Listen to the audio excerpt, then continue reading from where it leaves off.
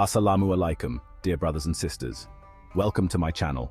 In this channel, we will be discussing bid'ah, religious innovation, in light of the Holy Qur'an and the Sunnah of the Prophet Muhammad, peace and blessings be upon him. We will try to simplify the teachings and present them in a clear and concise manner for everyone to understand, particularly those seeking to refresh their knowledge or for the new reverts looking for a single source of the truth. So, let's begin and look at what is bid'ah. Bid'ah is an Arabic term meaning innovation. In Islamic context, it refers to the introduction of new practices or beliefs that were not present during the time of Prophet Muhammad, peace and blessings be upon him. The concept of bid'ah is crucial in Islam because it deals with the purity of religious practices. Any innovation in religious matters is seen as a deviation from the original teachings. Therefore, understanding bid'ah helps us maintain the authenticity of our faith. Even though some scholars have identified types of bid'ah to distinguish between what is permissible and what is not, this is not accepted by some. Thus, we will be giving past examples to clarify the understanding of bid'ah. But before we do, let's firstly look at the Quran say about bid'ah. In the Quran, Allah emphasizes that He is the sole creator of the universe. One of the attributes of Allah is that He is the originator, al-Badi, and there are some verses clearly mentioned in the Holy Quran. One example, He is the one who has originated the heavens and the earth, and when He wills to originate a thing, He only says to it be, and it becomes. Al-Baqarah 2, 117. Such verses highlight that creation, and by extension, religious practices should come from divine revelation. There are many other similar verses that support Allah is the Al-Badi, the Creator. However, for the benefit of this discussion, we will look at a different verse where Allah has mentioned that He has completed the revelation, as mentioned in the following verse.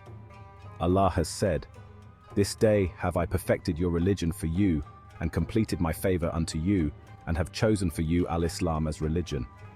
Whosoever is forced by hunger, not by will to sin, for him, lo, Allah is forgiving merciful." Al-Ma'idah 5:3. This reinforces the idea that only Allah has the authority to establish practices for His religion. It is logically clear from this verse that Allah has perfected Islam for us, and nothing can be added or removed from the Sharia. This means that all the fard, wajib and sunnah of Prophet Muhammad, peace and blessings be upon him, must be followed according to the Sharia, Islamic principles.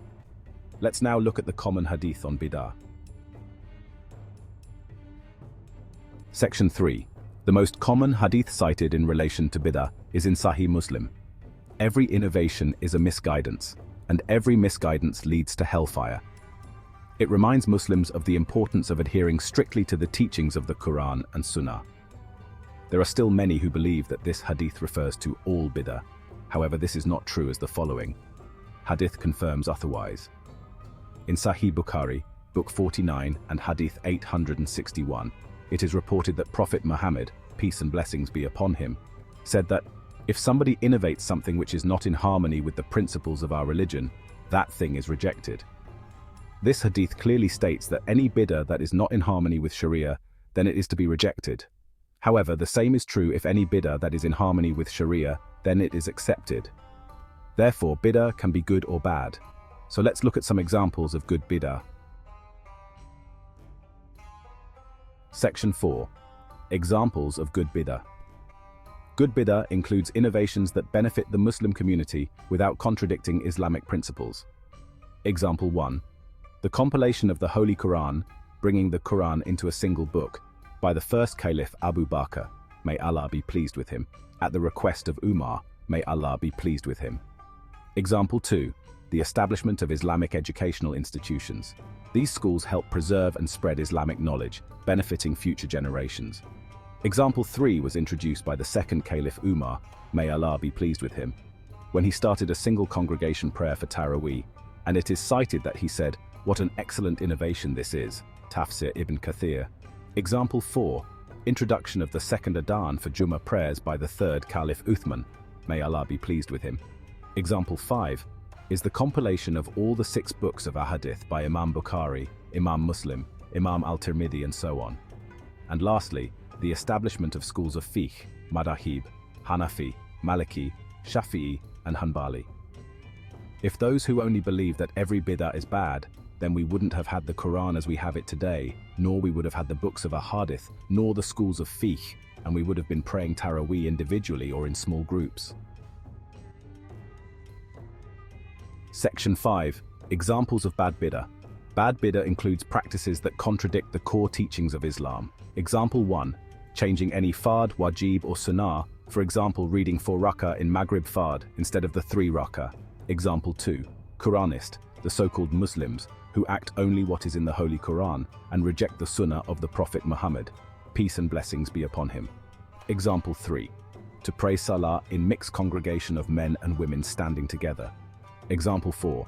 Global following of Saudi Arabia for moon sighting, particularly for Ramadan and the 2 Eids. These practices do lead to confusion, disunity and misguidance amongst the Muslims. Bad bid'ah can lead to the erosion of authentic Islamic practices. It is essential to remain vigilant and avoid such bad innovation to preserve the integrity of the faith. However, there are some acts of worship which need to be examined carefully, as it would be wrong to label them haram if they are in harmony with Sharia. So let's look at Mustahab Acts. Section 6. Mustahab or preferred acts. Mustahab acts are those recommended but not obligatory. These acts earn rewards, but their omission does not incur sin. Some actions can be classed as Mustahab acts as long as they are in harmony with teachings of Islam and are not altering any part the fard, wajib or sunnah of the Prophet, peace and blessings be upon him.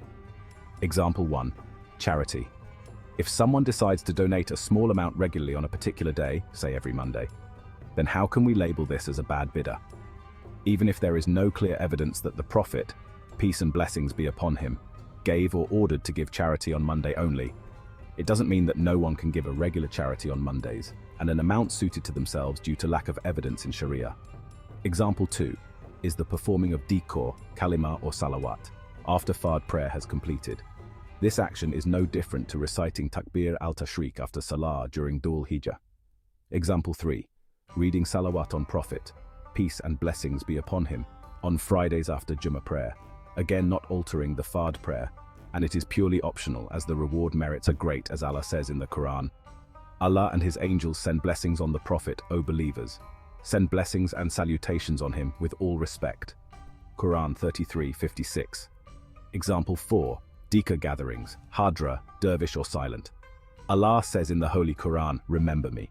And so it is completely up to an individual how they want to remember Allah, individually or in groups, as none of the above has been explicitly prohibited in Sharia. Example 5. Participating in celebration or gatherings for Mawlidun Nabi, peace and blessings be upon him. There is not a single verse in the Holy Qur'an which prohibits the celebration of Mawlid.